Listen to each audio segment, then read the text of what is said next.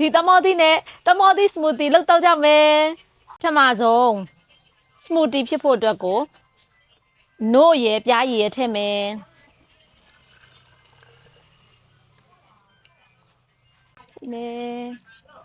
ဒီခွက်ထဲကိုတမောသီးထည့်မယ်နွားနို့ထည့်မယ်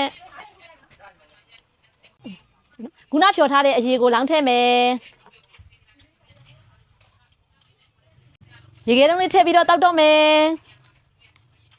ရေခဲတုံးလေးတွေကလှအောင်လို့အကောင်ပုံလေးတွေဖော်ထားတာတောက်ကြည့်မယ်အေးရင်ထဲကိုအေးသွားတာ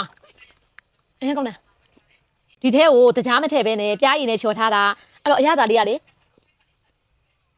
သူ့အချိုကတကြားအချိုမျိုးမဟုတ်ဖ ೇನೆ အစိမ့်ဘက်ကိုသွားတဲ့ပြားရည်အချိုမျိုးတော်တော်ကောင်းတယ်